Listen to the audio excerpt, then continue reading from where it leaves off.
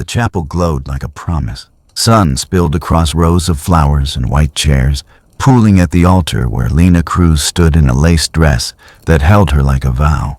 Music softened as guests lifted phones for the kiss they expected. The mic clipped to the groom's lapel, caught the quiet sound of his breath, and then the sentence that broke the room. "I can't," Ethan said, stepping back. "I can't do this." The aisle gasped like a single body. A ring bearer froze mid-step. A cousin whispered, "Is this a prank?"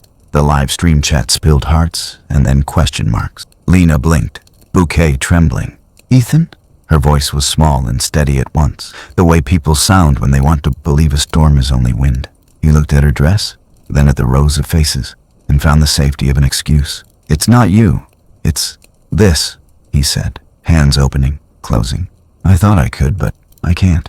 We agreed we would get healthy together, and you didn't. I need someone who takes discipline seriously." The words landed louder than any amplifier. They made the stained glass feel cold. A bridesmaid reached for Lena's elbow. A man near the back raised his phone higher. Somewhere, the organist stopped pretending not to listen. Lena's throat burned.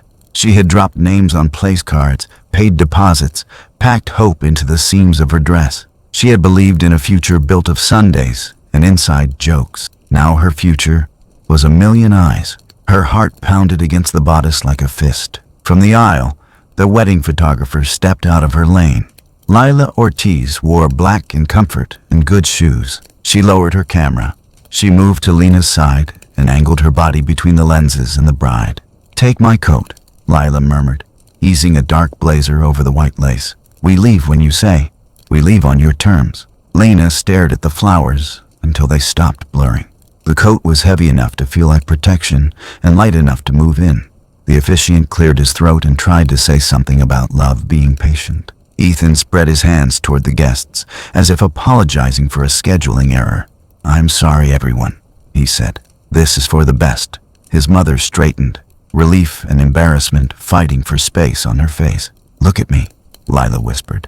Lena did. The lens was lowered. The person was not. "You are not a lesson. You are not a before picture. We are going to walk." Lena's mind was a field of noise. Beneath it, one clear track played. The note her grandmother had tucked into a recipe book years ago. "Wear your life, not your shame." She had not understood it then. It understood her now. She let her bouquet drop to her side. She took a breath that did not belong to the microphone. She turned to the officiant. "Please excuse me." She turned to Ethan. "You chose this. I choose myself." A murmur rose, curiosity trying to become content. Lila lifted the coat collar and blocked a camera with her shoulder. The door at the back seemed farther than it had before the vows, but it was still a door. Lena took a step, then another. The aisle parted. At the threshold she paused and looked once at the room that had loved the idea of her and not the body that carried it. She did not give them a speech. She gave them her back. "What now?" Lila asked softly. "Not their story," Lena said. "Mine." Inside, the organ fumbled for a song. Outside, a woman in a coat over a wedding dress stepped forward into the part of the day she still owned.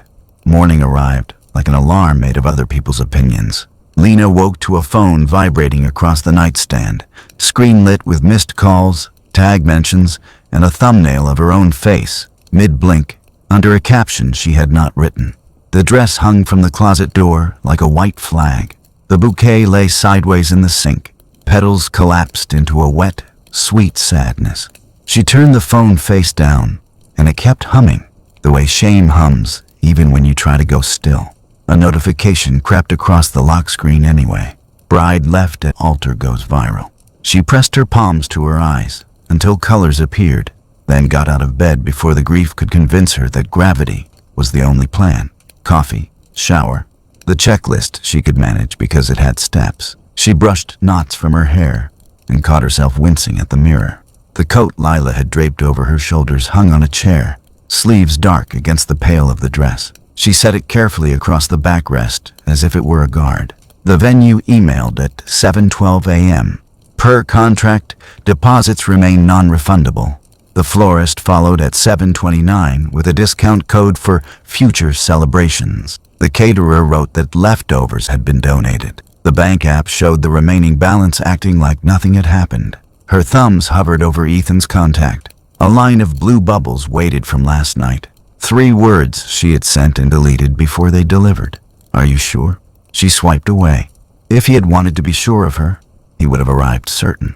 Across town, a glass tower woke to curated silence. Ethan stood at a window with his publicist, who spoke in the soothing tone of someone paid to put pillows under falling reputations. We go with compatibility and timing, she said, thumbs working. You respect her privacy. You admit to poor communication. You never mention weight. He nodded, thinking of the microphones and the clatter and the way his mother's face had relaxed when he took a step back. Do we say mental health? We say growth, the publicist said. We say we are both on journeys. We say we wish her well. She turned her iPad so he could approve the statement over a backdrop of sky. Lena's studio apartment had no backdrop except peeling paint and morning light. She tugged the zipper on the dress bag, and the plastic crackled like thunder in a small storm. At the bottom, a slim envelope slid free. Her grandmother's handwriting marched across the front. For the day, you need a different promise. Lena sat on the edge of the bed and broke the seal with a thumbnail. The note was short, written in a blue that had faded to almost gray. Wear your life, not your shame. You are not a number, a size, a before. You are a story in motion. When someone can't read it, close their book. Love, Abuela. She folded the paper and unfolded it twice, letting the sentence widen her ribs. The phone vibrated again. A TV segment teased the clip with a countdown clock. A blogger she had never met offered to fly her in for a courage conversation. A brand pitched a bounce-back bridal collab. She opened Instagram and watched the comment count climb under a reposted screenshot of her face at the altar. Before she could scroll, she pressed and held until the app quivered, then tapped the tiny X. Facebook next, then Twitter, then a group chat that contained 4 bridesmaids and a silence that felt like a verdict. She left the chat and put the phone on airplane mode. The room exhaled. She sat on the floor in the coat and let herself break the way a wave breaks, loud at first, then smaller each time. She cried for deposits and for private jokes that would never get old because they were already dead. She cried for the girl who had believed discipline could be traded for devotion, like equal currency. She cried until the crying was just breathing. When she could stand again, she washed her face and taped Abuela's note to the mirror with 2 pieces of painter's tape. The sentence looked like it belonged there, like a product label you wish were standard. Wear your life, not your shame. She said it aloud. Her voice made it sound truer than ink. She wrote a list on the back of a receipt. Return rentals. Call Aunt Marie with the spare key. Ask Lila for raw files if she wants any. Walk somewhere that isn't the internet. 4 lines, enough to move her through an hour.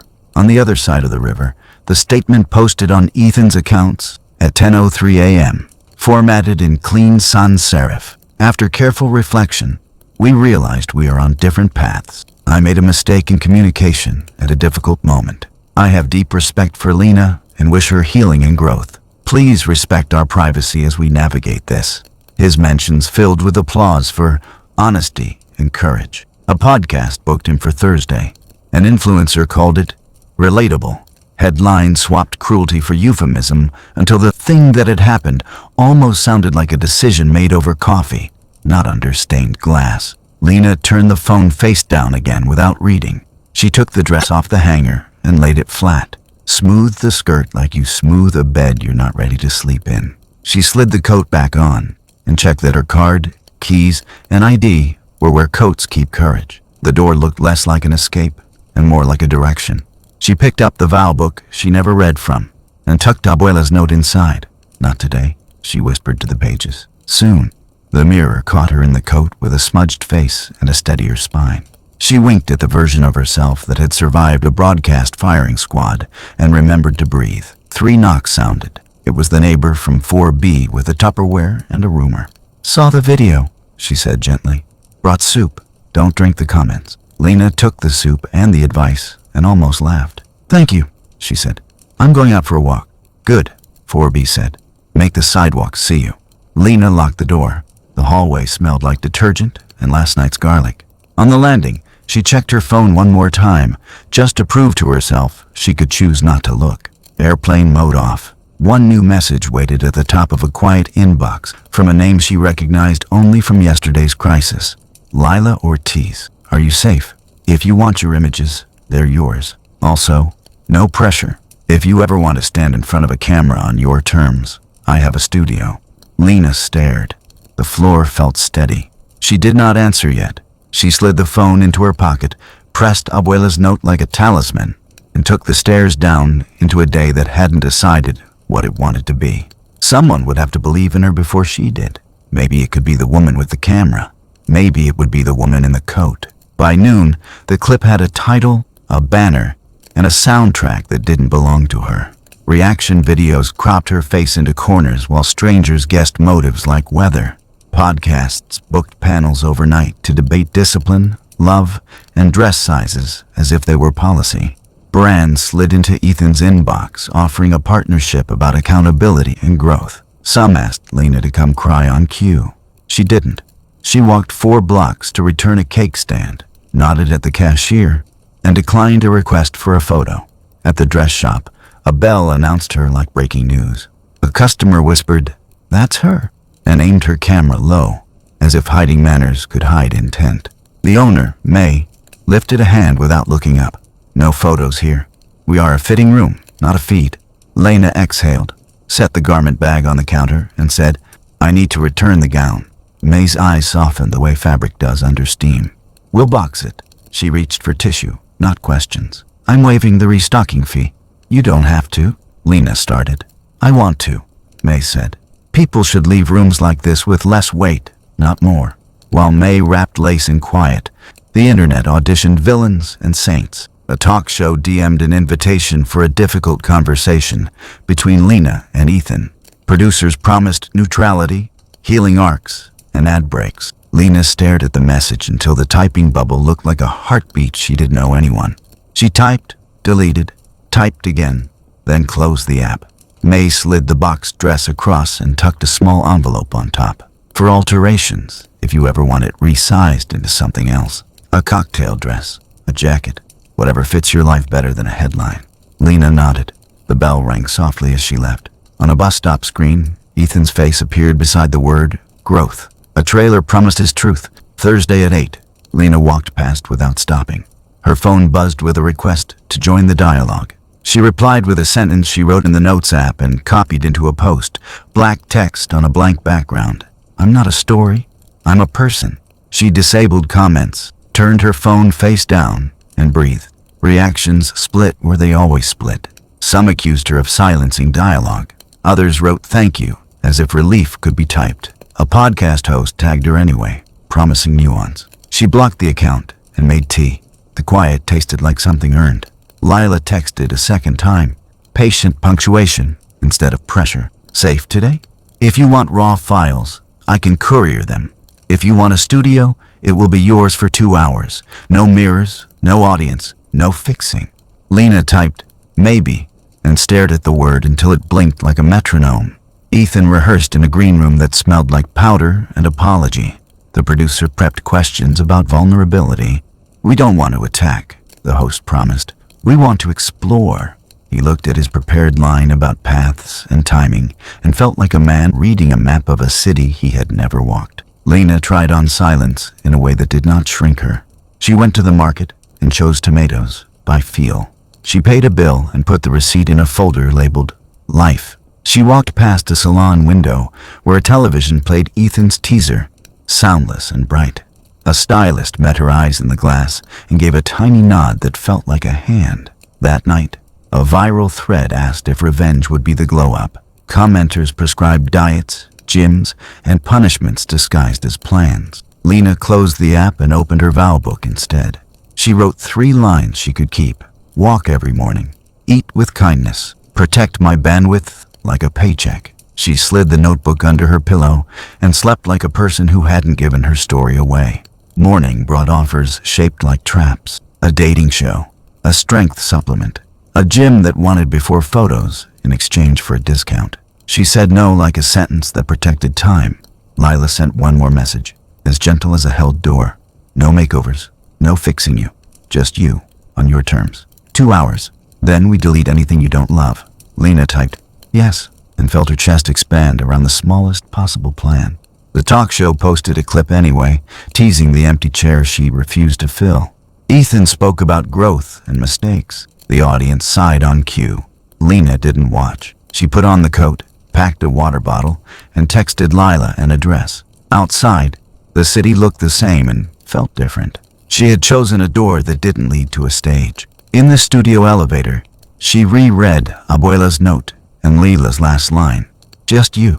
Outside, producers argued about segments. Inside, a photographer set a light and left space. Lena inhaled, squared her shoulders, and stepped toward the only frame that felt honest. If she wouldn't play their show, she could build her own, one picture at a time. Lila opened the door with a soft smile, and no mirror in sight. She handed Lena a bottle of water and a playlist. No instruction, only presence. The shutter would be a heartbeat, not a verdict. Lena nodded once. Let's try, she said. Light pooled across white paper and bare floor. No mirrors, no audience. Just the soft thrum of a playlist and the quiet sigh of a heater. Lila set her camera on the table and offered Lena options that were not costumes. A plain stool, a cotton tee, a black blazer, bare feet if she wanted them. You don't have to be brave, Lila said. You just have to breathe. Keep the coat if it helps, she added, and dimmed the overheads until the room matched a calm morning. Anchors, breath, floor, music. No poses yet. We'll let your face catch up to your body. Lena nodded, fingers slipping into the blazer pockets as if pockets were permission. The shutter's first click sounded like a door letting someone in.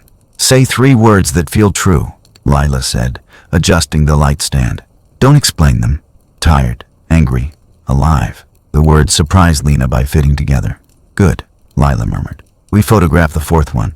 Steady. Lena stood, then sat, then stood again, discovering small movements that belonged to her. Shoulder down, chin level, weight into the heel, breath out. Lila kept the camera low, sometimes not shooting at all. Hands, she said gently, and Lena looked at them as if she'd just been given them. Capable, unhidden, click. Eyes on me, click, close them. Silence, open. The clamor of yesterday shrank to the rhythm of the shutter and the metronome of breath. Lila circled once, checking lines. No chin tricks, no slimming angles, she said. We don't apologize here. Lena laughed at the ceiling, startled by the sound. It stayed in the frame. Half an hour in, Lila lowered the camera. Break. She poured water, printed 4 small proofs, and laid them on a table like cards. No retouching, just light, and the way Lena met it. In one, she's mid-laugh. In another, her mouth is closed and her hands are open. In the third, she looks at the lens like someone who has decided to step through it. Lena didn't grab them. She approached as if they might spook. She stood over the table and felt her shoulders drop a fraction she didn't know they were holding. I don't look like a lesson, she said. I look like me. Exactly, Lila said. No before, no after, just during. Lila slid a 5th print from the tray, a close crop of Lena's face by the blazer lapel. This is my favorite, she said. Nothing to fix. She waited. I have a friend who books models who don't disappear. She's ruthless about contracts, kind about people. If you want these to leave this room, I'll send 4 frames. No names, no story, only images. You can say no. The old reflex rose. Protect, retreat, refuse. Lena felt it, named it, and set it down next to the proofs. I don't want pity campaigns, she said. No revenge arcs, no bounce back, no shrinking for applause. Then we don't let them, Lila said. We mark boundaries like crops. We don't retouch anything but dust. She held up a small blower and smiled. Lena traced the edge of a print with one finger. The paper wasn't precious. The moment was. If your friend hates them, we delete them, she said. If she likes them, we still go slow. We go at your speed, Lila said. Nothing leaves without your yes. She opened an email window and left the address line blank. The cursor blinked like a patient pulse. Outside, a siren threaded the afternoon. Inside, Lena exhaled and chose. Send 4, she said.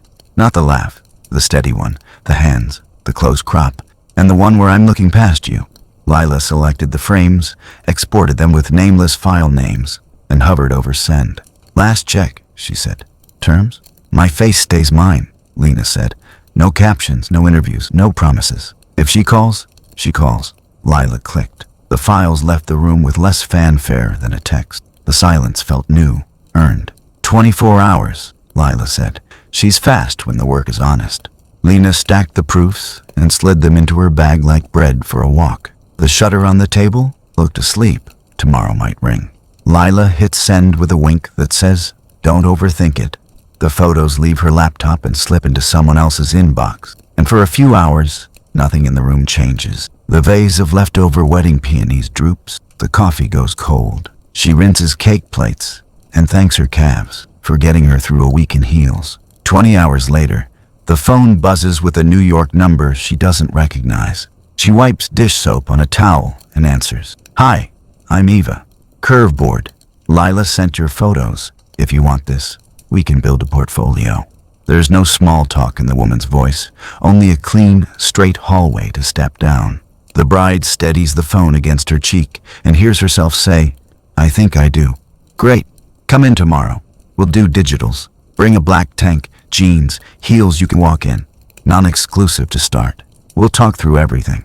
It's almost absurd how ordinary the next day looks. A downtown office, a chipped mug that says, "Bookers do it better," a line of models bent over consent forms with neat nails. The bride signs a contract that feels more practical than romantic. No exclusivity, standard day rates, a 20% commission that makes her eyebrows lift, but not in surprise. Her name stands there, written next to a string of clauses about usage rights, fit sessions, test shoot fees, modest, real. Digitals are taken against a white wall with a stand-up ring light and a woman named Jazz who says, "Relax your jaw, chin out and down, don't fight the light, invite it." She is barefoot, then in heels, arms by her sides, then hands on hips, three-quarter turn, face forward. It's the kind of intimacy that doesn't require touching. The camera noticing what she's spent years pretending not to notice. The angles where she shines like herself. In the hallway, Lila grins. "Private verification," she whispers, as if saying it out loud gives it weight. Someone else saw what she saw.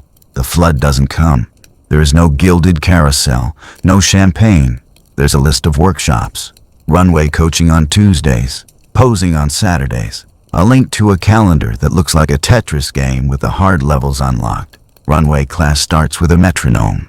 The coach, square shoulders, gray crew socks, eyes that measure, claps to the beat until the whole room learns to be percussion. He corrects how she places her weight, how her heel finds the ground, how she turns without tightening her core, into apology. "The clothes are supposed to move," he says, "not you apologizing for existing inside them." By week 2, she learns to pivot without letting her hair whip into her lip gloss. By week 3, she can hold a beat in her shoulders while her hips ignore it. She sees the other women, a spectrum of heights, ages, shoulder spans, doing the everyday alchemy of coordination in public. They practice in a strip-lit room, in front of mirrors that do not insult them. Sweat blooms dark under armpits, and the coach says, "Good, that's commitment." The posing workshop is a different intimacy. A former dancer runs it, head tilted, hands describing geometry in the air. Think in diagonals, not just front and side. Push your energy toward the lens. The camera is honest, not cruel. The bride learns the micro-adjustments that read as assurance. Chin forward to lengthen, shoulders down to soften. Smile with the eyes, then don't. She learns to breathe through the click rather than brace for it, to let her collarbones be wings and her belly be a place things live. Industry realities arrive like weather. There's a casting where the sample rack holds a size 12 blazer among the size 2S, and the stylist says with relief, "We pulled a curve sample." There's another where every piece is tiny and they wrap fabric around her waist with binder clips, smiling like it's a secret only the two of them share. She hears the phrase, "We're expanding our range," and believes it in the places where it lands. New patterns, more tailors learning new math, and holds skepticism where it doesn't. There are days of 4 castings in 4 neighborhoods, the city stretched out like a long lesson. She stands in lines of women with sharp shoulders and soft ones, numbers pinned to their shirts, and watches streetlight pools change color. "We'll be in touch," is said kindly, and also like a prediction that might never come true. Her phone holds on options and first refusal, like a game of not quite yes. Authentic representation, she learns. is not a mural you paint once. It's a calendar. It's a 5 a.m. call time, turning into a 10 p.m. wrap. It's asking hair for a heat protectant before they go in with the curling iron. It's arranging lunch for yourself when the salad is shredded lettuce, and the craft table is a long story about almonds. It's a stylist whispering, "Thank you for being here," when the brand approved the size run, and the seamstress didn't roll her eyes. Her first real offer comes from a fast fashion brand with a campaign called Real Bodies Real Fast. The email is full of exclamation points. They love her story and want to feature her in a no-retouch celebration of everybody. The rates are low. The rights are expansive. In perpetuity, expansive. The deck has photos of pretty messiness. Girls laughing. Soft focus. A token curve model in the back row with her arm half cropped out. Lila reads the terms out loud. They want your face forever for 2 rent checks. Also, they want me to pose in underwear on a freezing pier in March, she adds, checking the shot list. They want to borrow your dignity and return it wrinkled, Lila says, not unkindly. She writes back a polite decline that feels like tightening a thread she almost snagged on. Thanks so much, not the right fit. Hope your campaign goes well. And gets a reply offering a small increase, and the note that she'd be an inspiration to so many. Her finger hovers. It's not that she doesn't want that. It's that she can feel the ghost of being the only one in a room used to making space by accident. The second offer is quieter. A mid-sized label with a designer who writes in complete sentences asks if she'd be interested in co-creating a lookbook. We're rethinking our cuts to honor the way actual bodies move, the email says. Would you come in, try on samples, tell us what feels like a costume and what feels like you? We'll build around that. The rates are fair. The usage is specific. The creative deck has notes about softness and strength in the absence of apology. She goes to their studio, where fabric swatches bloom across a table like a painter's palette.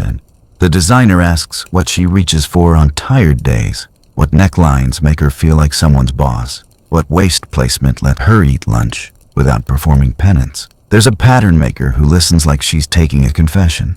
They pin a sleeve not to disguise her arms, but to give them something to say. The conversation is not about hiding. It's about presence. They ask her which photographer she admires, which hairstylists handle coils without condescension, which location feels like a home she hasn't lived in yet. Could we shoot at the botanical garden greenhouse? She suggests. The light under glass is kind. On set, they hand her the mood board and mean it. She stands in front of the lens with the designer at her shoulder whispering, "Tell me if the waistband is lying." This is the contrast in the body. Tokenizing offers that want a single checklist box checked and partnership that recognizes a person with ideas, not just angles. Outsider begging entry versus hand-picked collaborator. The first calls her brave and then asks her to squeeze into a sample like a magic trick. The second asks her to lead. Between all this are the ordinary bruises. A toe blister from rehearsal shoes, a half size too narrow. A morning she misses the subway and jogs 3 blocks in a cape, laughing at herself. A casting director who doesn't look up and a stylist who does and says, "You're the reference we needed." In the quiet of night, she sits with Lila at the kitchenette table and goes over what's ahead. "You know the schedule isn't going to be kind," Lila says, drawing a grid on a napkin and shading in the 5 a.m.s. "This industry is learning, but it's still hungry." She nods. "I'm learning too." "What do you want?" Lila asks, and the question lands heavier than any shoe she's ever worn. She wants to walk for people who let their clothes breathe. She wants to be the face of a thing that doesn't use her as a shield. She wants to know how to hold herself steady, not just for a single click, but for a room, a team, a campaign. The industry's expanding sample sizes. Representation is a trend line that has begun to slope in her favor. But she can feel the grind underneath it all.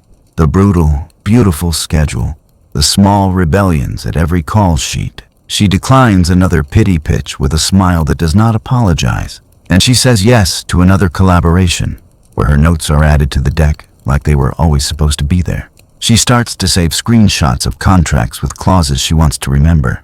She learns to email, "I'd like approval over selects where my body is the focal point," and see it agreed to. She learns her measurements like a poem and says them without a flinch. On a Tuesday after Runway class, The coach watches her cross the floor and stops her at the end. That, whatever you were thinking right there, keep it. It reads. What was she thinking? Not about how to take up less space. Not about whether her stomach was behaving. She was thinking about the greenhouse light and the weight of a silk sleeve that understood her. That weekend, in the studio with the label, the designer hands her the first printed proofs of the lookbook. Her body holds the clothes like the clothes hold her. There are notes in the margins. Add pocket here, widen gusset, raise dart. She is in the room where the choices happen. Someone asks, should the tagline say for everybody, or is that tired? It's honest when it's true, she says. But maybe we don't say it. Maybe we just show it. That night, she lies in bed, the city still clacking in the windows. The phone glows with a calendar full of early mornings and the emails of people who now expect something from her, besides compliance. She could keep smiling on cue and trust that the camera will translate it into a story bigger than her. Or she could let the story start in her mouth. What gives her the voice to lead, not just smile for the camera? Is it the contract terms she now knows how to negotiate, the coach's metronome pulsing under her breastbone, the designer's question that she felt worthy to answer, or something she hasn't named yet, waiting in the wings for cue? The vow book lives where things you meant to honor and then forgot tend to live. In the second drawer, with rubber bands and stray batteries, beside the good matches that get used for ordinary candles. She pulls it out because the drawer sticks, because tidying is the kind of honesty that doesn't require words. A cream cover, a frayed silk ribbon. There's a smudge of foundation on the corner from the day she carried it down an aisle and didn't open it. Altar silence has a texture, she realizes. It's not emptiness. It's a gauze that wraps the throat and makes every word sound like you're underwater. When the officiant nodded to her, she smiled and squeezed his fingers and said, I'll keep it short, and kept it shortest of all by saying nothing. Everyone called it elegant restraint. She called it surviving the swell in her chest. Now she sits at the kitchen table and lets the book breathe. The pages are thick enough to take pen without bleeding. Someone thought about that when they designed it. On the last page, there's a flutter that feels wrong, a weight. She lifts the paper and finds a thin envelope tucked behind the end paper. Her name in a handwriting that shaped her childhood grocery lists. Narrow, deliberate loops. Inside, 2 sheets of stationery, soft with years. Her grandmother's words walk across the page, as if they knew they'd have to travel. Beauty is a verb. Wear your courage. She reads the line again, out loud, as if the room needs to learn the accent of it. She can hear her grandmother's voice, that patient thunder in a small body. The woman who hemmed community for a living. A seamstress who taught her that nothing was really ruined. Not if you had a seam ripper in time. Everything can be made to fit something, Grandma used to say, fingers worried with pins. We just need to decide who we're honoring. There are other lines in the letter, bright as gilt thread. Try clothes on the truth of your day, not the wish of it. Leave extra seam allowance for your becoming. If the waist is lying, raise it. Hang the dress you love near the door so you remember to choose yourself on your way out. But it's the sentence that stops time that stays. Beauty is a verb.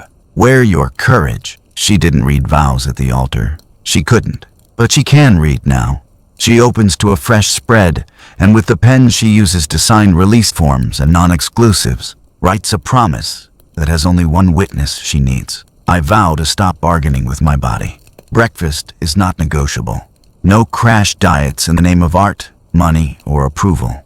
I vow to make room, literal in my waistband, metaphorical in my calendar, for the person I am, not the person the most convenient sample was cut for.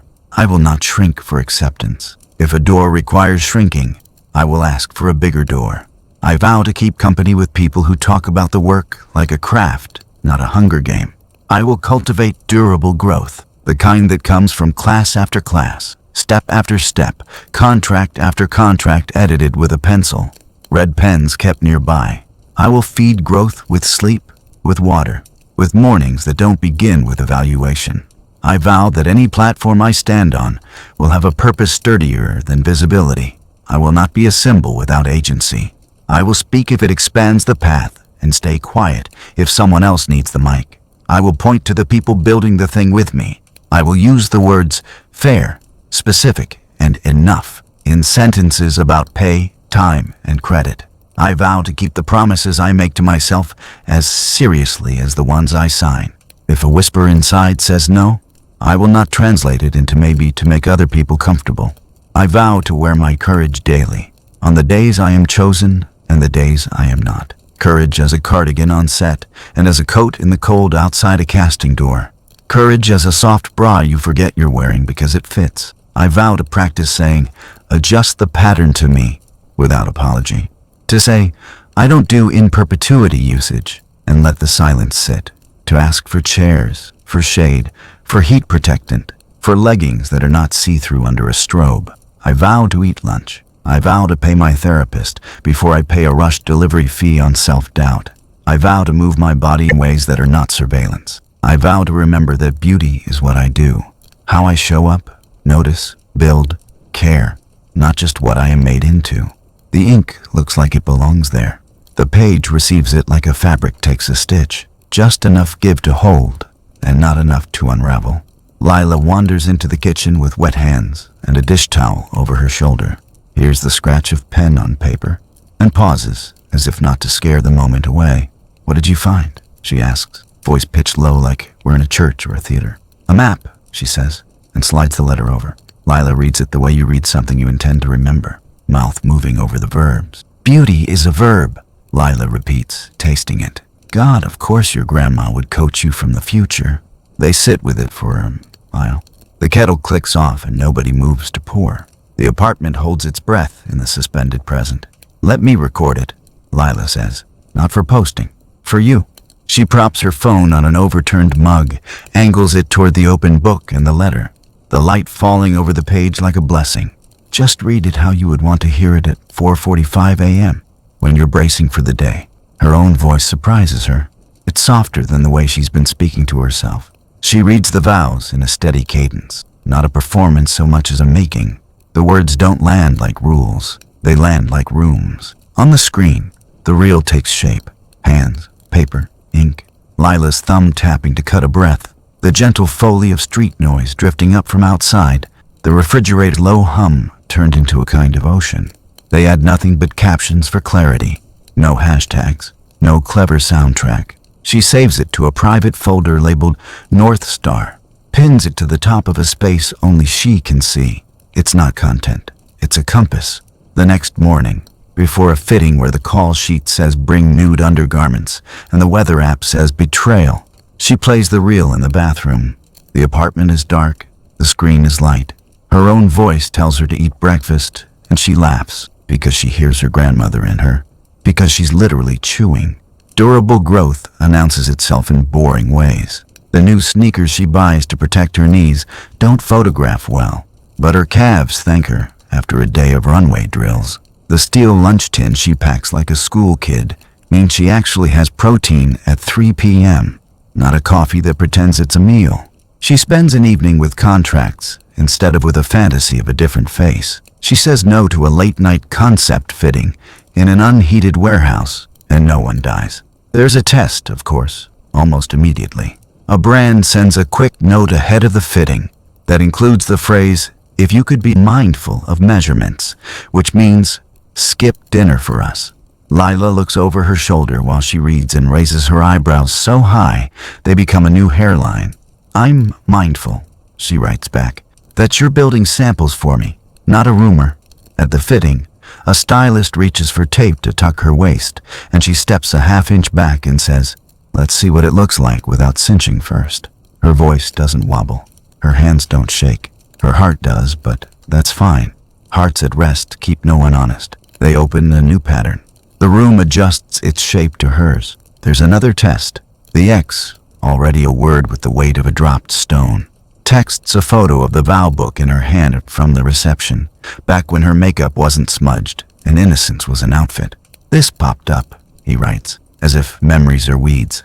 Can we talk? Just talk. The meter in her chest starts running, old logic booting up. Be nice. Be neutral. Be available to manage someone else's storm. She opens the private reel instead. On the screen, her own hand holds the pen. Her own voice reminds her that a platform without purpose is a stage with a trap door, that access to her body, her time, Her attention is not owed just because someone asks with a please. That boundaries are not walls, but the seams that keep the garment from falling apart. She closes the message and drafts a sentence that honors both histories without letting them spill into the present. She doesn't send it yet. Not deciding is a kind of decision she's learning to count. Alter silence versus this. Her speaking to herself in a way that builds her. The vows don't fix everything. They guide her hands. Crash fixes promise to erase today's discomfort by making tomorrow's a little worse. Durable growth makes the discomfort count. She chooses shoes that don't blister. She chooses workshops that run long, rather than workouts that run her ragged. She chooses a public with a private inside it that she refuses to empty out for applause. On the studio wall at the lookbook shoot, the designer has pinned a note in thick marker. Show, don't say.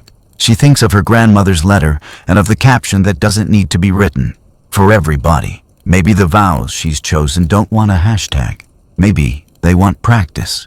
That night, the vow book goes back to the drawer, but on top, the letter is folded along the original creases and slid into the pocket. The ribbon is tied with care that isn't precious, just daily. Lila sets a reminder titled, Wear Your Courage, and sets it to repeat at dawn, weekday after weekday. The industry will ask her to be less. The mirror will sometimes agree. The ex will call her name from a place that wants the version of her that kept the oil lamp burning in an empty room. She has a reel that sounds like a lighthouse. She has a sentence from a woman who mended whole neighborhoods with a needle. She has a page with vows that feel like clothes that fit. How will she keep them when the next test arrives? The quiet coercions on set, the contract with the trapdoor, the text that reads you up and means undo us. When the industry and the ex tests every boundary, what does wearing courage look like in the wild? Her circle builds itself the way good garments do, piece by piece, seam by seam, with hands that know both patience and urgency. In the alterations room, Marta rules with chalk and steam. She's a seamstress like the grandmothers who could fit a life with a needle. Her pin cushion looks like a strawberry that's been through some things. The sample arrives 2 sizes shy of reality. No sigh, no shame. Marta fingers the side seam, mutters, "Clothes must be kind," and slices the lining with the grace of a surgeon. She moves darts, adds a gusset in fabric that matches by witchcraft, raises the waist that was lying. "You are not the wrong size," she says without looking up. "This is the wrong pattern." The room smells like starch. The floor is a confetti of threads, and everything here is alive. This is the messy abundance of care, a garment becoming honest around a person. Devin, the stylist, keeps a spreadsheet labeled size runs, highlighted like a city map. They call ahead to PR closets and say, "We need a 00 through a 24 in the same colorway, in the same shipment, or we don't borrow." They carry a tape measure and a granola bar, not to police a body but to guard a day. On set, they arrange shoes by width as well as length, slide gel inserts into heels, and refuse binder clip fakery. If it needs a bulldog clip to sell at camera, it won't sell in real life, they say, pinning nothing to no one. Their rack is a chorus, not a solo, and everybody gets to sing. Runway class is still a metronome and a mirror, but it's also breath. The coach with the gray crew socks teaches posture and pacing like the alphabet. You learn it once, then use it forever. Spine tall, ribs soft, he counts. You are a lighthouse, not a searchlight. He tapes a runway on the floor and makes them walk slow until slow becomes powerful. Pacing is consent, he says. You decide the beat. Make the room come to you. She learns her feet like notes, her turns like punctuation. Craft, not punishment. Sweat is improvement, not penance. Every Wednesday at 3, she climbs the stairs to Dr. Imani's office, where the chairs are comfortable on purpose and the tissues are offered, not imposed. The work here is to separate healing from revenge, to choose forward rather than away. If the X is a weather system, Dr. Imani says, do you want to be a house that leaves its windows open in a storm? They talk boundaries that make space instead of walls that make prisons, about letting grief be a season, not an identity. You can do excellent work that has nothing to do with him, Dr. Imani says, and you can forgive yourself for the days you want the work to be louder than your hurt. She leaves lighter and heavier at once, light with relief, heavy with tools. She volunteers on Saturdays at a rec center where the floor is scuffed into a history of games. The program is called Amplify Teens. The flyers are printed on neon paper and taped to doors that have been slammed 1,000 times. She runs a workshop she names Walk Your Story. They duct tape a runway down the middle of the gym. Lila cues a beat on a tiny speaker. The rules are simple. You pick a word, you put it in your spine. You walk, determined, tender, silly, unapologetic. She shows them how to stack bones over bones, how to let the chin go forward and down, how to pace like a heartbeat. A kid in a hoodie tries not to smile and fails. A girl with braids walks like thunder clapping. The applause is loud and unfiltered, the kind that erases the part of your brain that thinks applause must be earned. Beauty is a verb, she tells them, and doesn't footnote her grandmother, because the room already knows. This isn't about being looked at. It's about how you carry you. After, they cluster around her, not for selfies, but for questions. What do you eat on set? What if the shoes don't fit? What do you do with your hands? She answers practical, not precious. Protein in your bag. Ask for your size like you expect it to exist. Hands, one in pocket, one like you're blessing the room. She's not anyone's sob story here. She's the model who knows where to find good light in a bad hallway. Sometimes she walks into sterile luxury. Showrooms so spare you're afraid to breathe. Couches nobody actually sits on. Silence that sounds like money. And she can feel how a place like that wants her to be delicate, quiet, grateful for the loan of space. Then she goes back to the rooms where Devin is yelling, "Who drank my seltzer?" Where Marta is humming and steaming. Where the coach claps a count of 8, and the kid in the rec center yells, "Yes!" The contrast is sharp. Pity optics versus practical support. One wants a confessional, a tidy narrative arc of suffering to redemption. The other passes her a banana and a needle and says, "Let's make this fit." There's a meeting with a production company that keeps poking at her story. They lean in. "The heartbreak," one producer says, glancing at the ring finger she doesn't camouflage anymore. "Could you just speak to that on camera? The resilience angle performs really well." She smiles in a way that is both kind and uninterested. "I'm here for craft," she says. "If we're telling stories, let's tell the story of how a seam allowance changes a life." Devin high-fives her in the elevator. Her calendar looks like a quilt, runway class squares, fittings patched in, therapy stitched weekly. The teen program, like bright applique on Saturdays. In the in-betweens, she sends back contracts with red lines. She packs her steel lunch tin. She stretches calves against a curb outside a casting, while a bus sighs past. She is building a body of work, not a defense. The first big show circles like weather on a radar. 2 offers arrive. One is spectacle, a legacy house, stadium venue, stunt shoes with an architecture degree. The note, "Kindly be mindful of measurements," in the confirmation. "It's your moment," someone whispers, meaning it's worth a little hurt, a little hunger, a little humiliation you'll laugh about later. The other is standards, a rising label that has made the size run in advance. Rehearsal on sprung floors, shoes in widths and heights, a walk that reads like language, not fireworks. Less press, more presence. Marta taps the seams in the look she could wear. Devin runs a thumb over the leather of a shoe that won't break her. The coach says, "Your pacing will swallow a stadium if you let it." Dr. Amani asks, "What choice expands you?"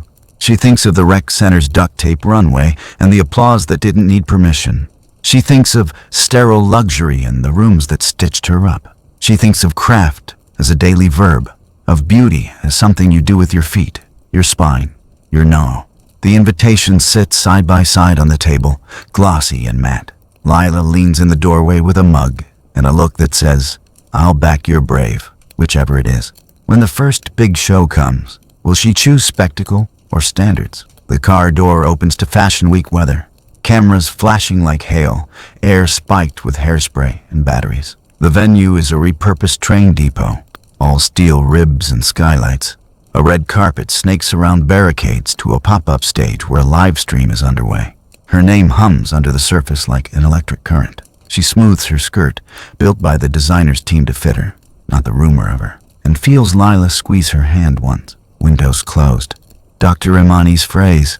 She nods. On the stage, He is selling growth like a serum. The chyron under his face says, lessons learned. A host feeds him the words, accountability, evolution, doing the work. He's practiced contrition, found angles that look pensive. We're all on a journey, he says, and the audience in folding chairs hums its approval. The phrase growth arc scrolls across the chat like a marching band. A producer with a headset peels off from the scrum and beelines for her. You look incredible, she says, breathless, the way people flatter when they want the world. Would you be open to a quick surprise hello on camera? Full circle moment. Healing. The internet will devour it. My closure isn't content, she says, voice easy. I'm here to work. The producer laughs like it's cute to have boundaries. Tries again. We can control it. 2 minutes. No gotchas. Imagine the story. Grace under pressure. Grace doesn't ambush, she says. Send me a questions list next time. Tonight's for the close. There's a flicker. Annoyance? Pity in the woman's eyes. Then she's gone, radioing someone about a pivot. Lila drifts to her left, a soft bodyguard. Devin appears with a lint roller and a granola bar, and the sentence, we're not feeding anyone's engagement metrics but ours. Marta's text chimes. Seam allowance at back waist looks perfect. Walk tall. The red carpet is a gauntlet of microphones wrapped in logos. Who are you wearing? What are you excited to see? Any comments on? She uses the script she practiced on Wednesdays in a chair with good tissues. I'm thrilled to walk for a house that did the work. Full-size run, shoes in widths, rehearsal with sprung floors. Ask me about the shoulder line. She smiles like a harbor light. She does not feed the other questions. Pacing is consent, the coach would say. Bring the room to you. Backstage smells like hot lights and human adrenaline. Racks roll past. The call sheet is taped to a pillar. The note at the top reads, sizes 0030 pressed and labeled. Shoes 512 in narrow/standard/wide. A small miracle disguised as a bullet point. Models in many bodies thread through the maze, hair half up, cheeks half done. Hey, queen, says someone, not meaning monarchy. Hey, she says back, meaning presence. The designer greets her with ink-smudged fingers and eyes that have not slept enough. We used your notes, they say, tugging gently at a seam. Raise the waist, open the bicep, pockets, praise be. They don't mention the stage outside, neither does she. They talk drape and movement. Accountability is not a panel. It's a pattern change. The coach stands in a corner, hands behind his back, watching the rehearsal passes. Spine tall, ribs soft, he reminds her as she lines up. You're a lighthouse, not a searchlight. She feels the metronome inside her chest sinking with the show's low thrum. Calm fire, she thinks, heat in a controlled line. And then it's her turn. She steps onto the runway and the room inhales. The suit is cut like a promise. Sharp at the shoulder, generous at the rib, pants breaking exactly where her ankle starts to think about leaving. The lights are merciless and merciful. She lets her pace decide the beat of the cameras. She does not smile for approval. Her face holds quiet weather. At the first riser, she turns without apology. The hem obeys. The shoes, wide, true, do not punish. Pacing is consent, she hears. Make the room come to you. It does. Calm fire reads. She moves like the vows taught her to. Not small, not sorry. In the front row, editors' pens pause. A stylist mouths. Yes. At the end of the runway, she stands a heartbeat longer than is safe. The way you stand when you know the ground is yours. Then she pivots and gives the cameras the back of a blazer that can carry a life. The show ends under a soft roar. The designer takes their bow and then takes the mic. No smoke, no sparks. Just a steady announcement that slices cleaner than spectacle. Starting this season, they say, voice amplified into a promise, we will produce our sample sets in full-size runs across all categories. We will fit on multiple bodies. We will pay our pattern makers to learn new math and our fit models across the spectrum. No clips, no pretending. We are building what we want to sell. Gasps, then applause that isn't polite. They lift a hand toward the back, toward her, and toward the others who made the day look effortless. This is informed by the people in this room, especially those who asked us to be as brave in the workroom as we are on the runway, they add. It's not a tag, it's credit. Spin would have staged a campaign. Accountability is infrastructure. After the press wants quotes, she gives them craft. The armhole, she says, finally tells the truth. She thanks the cutter who added a gusset. She names the shoe widths like sacraments. She does not make a public meal of her private life. She eats the granola bar. In the car, with the city neons smearing past the window, she posts exactly one thing. A 9-second clip from the private reel. Her hands, the vow book, her voice soft and sure. I married my life. No caption besides a pin emoji and the designer's tag. Comments ignite. Hearts. Hallelujahs. Some bait she doesn't touch. She turns the phone face down. Lila drives. They listen to the heater breathe. By morning, the exes panel has made its rounds. A dozen clips, a tidy arc, monetized remorse. People send it to her with the speed of assumed intimacy. She doesn't watch. She reads the designer's policy again instead. The trade press picks it up. Other houses feel the heat, and quietly, a few call their ateliers to ask about size runs, about budgets that reflect a wider truth. Comfort would have been letting the show pass and calling it progress. Courage is committing it to a line item. Backstage clips surface of Marta moving pins like a sorcerer, of Devon tossing a bulldog clip into a trash can, of a board with shoe widths carefully ticked off. Someone captions it, "Care is couture." The teens from the rec center flood her DMs with grainy screen recordings of her walk and voice notes yelling, "You ate." She answers them with a wink, a drink water, a reminder to walk their bus stop like a runway if they feel like it today. A producer emails to apologize for the surprise him pitch, then asks, in the same paragraph, if she might do a sit-down with the ex for charity. Healing, full circle, blah blah. She forwards it to Lila with a single line. Not our show. Windows closed. Spin versus accountability. Comfort versus courage. The world likes a spectacle because it lets you digest a mess in one bite. She is choosing standards. The bore of fittings. The glamour of a pocket that holds a phone. Contracts that refuse trapdoors. A walk that makes a stadium hush without fireworks. Will outcomes justify her quiet stands? Will sample sets become standard?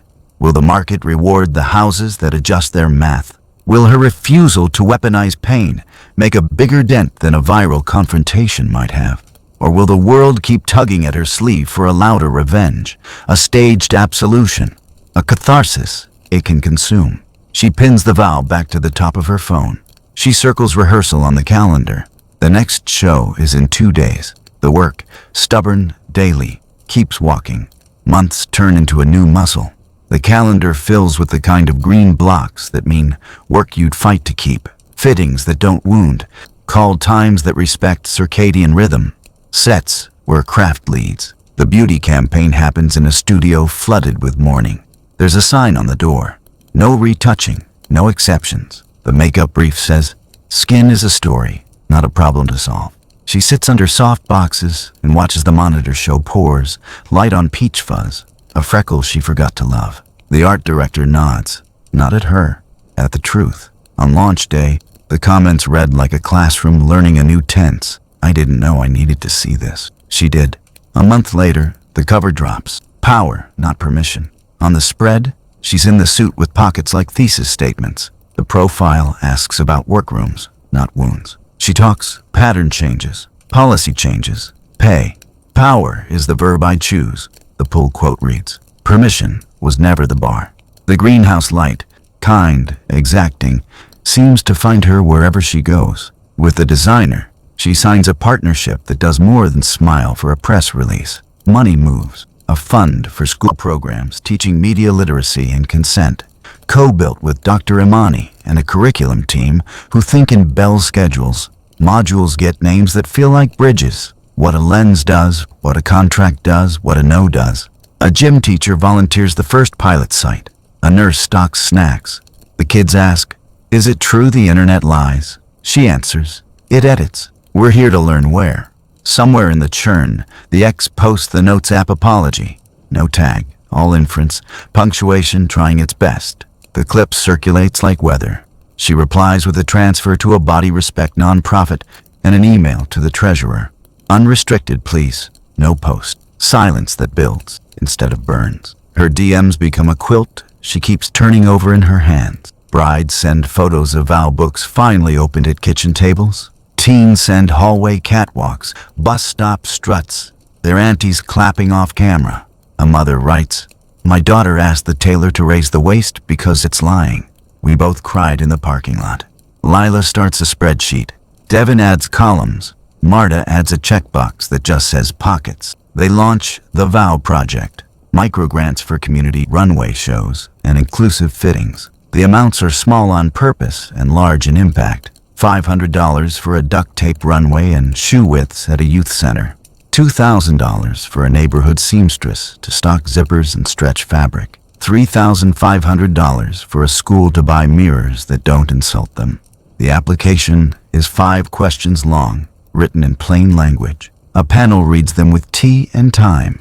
Marta for feasibility, Devin for styling, the coach for pacing, Dr. Imani for care, her for the gut, yes. The first round funds 8 cities and 3 back rooms nobody would have found without a cousin's text. Elite applause still happens. Galas with chandeliers that shiver when someone breathes. Stages where she talks about craft into a mic that smells like everybody else's lipstick. It counts. But it's the respect that arrives in school newsletters and church basements that wears weight. A principal's note that the girls started eating lunch again. A custodian who stayed late to tape the runway and left a bouquet of keys on the judge's table.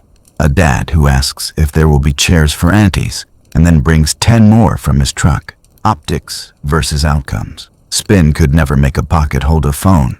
They're building rooms where the mirror tells the truth and the truth is usable. She keeps the vow book pinned to the top of her phone. She keeps the grants rolling, the curriculum iterating, the calendar honest. If there's a lesson that wants to carry forward, it might be this.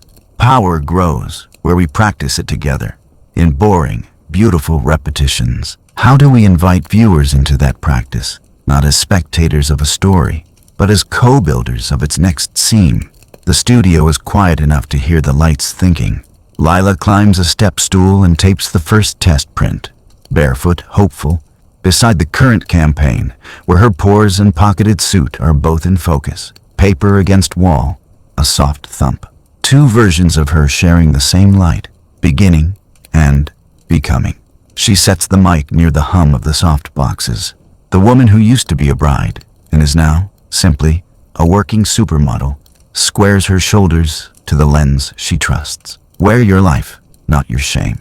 It lands in the room the way good fabric hangs, true, weighted, unafraid. Boundaries hum in the background like a refrain. Windows closed, work open. No statements for spectacle, no subtweets for sport. The long game is care. Lila smiles without saying good job, because craft doesn't need applause to be real. She straightens the frame, first print, current campaign, so their edges sit level. Altar humiliation had her throat in gauze. This room holds her voice steady. Revenge would have been loud and quick. The work is quiet and durable. Her phone buzzes. A dress shop owner from the early days sends a photo.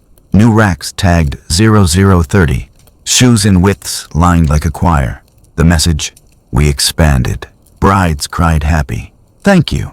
She replies with a heart and the Vow Project grant link, then adds, and pockets. Order pocket. Outside, the city keeps making requests of women. In here, they add more folding chairs and a table for snacks. Contrast, for the record. The altar's humiliation versus this room's dignity. Performative revenge versus sustained care. Spin versus accountability that shows up as policy, pay, pattern. Before they kill the lights, she taps the vow book pinned to her phone, the one that started this era. Beauty is a verb, still. Call to action. Name your teacher. Who taught you to wear your life? Comment their name.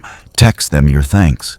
Or record your own vow for the you who needed it. Share this story with one person building a team, a shop, a classroom. Anyone who can turn care into a policy. Follow part 2 for the Vow Project playbook. Practical checklists and templates any team can use to build inclusive practices into daily leadership. Sample sets and full-size runs, fitting etiquette, shoe widths, media literacy mini lessons, consent scripts for set and school. The lights dim, the prints stay, the work continues.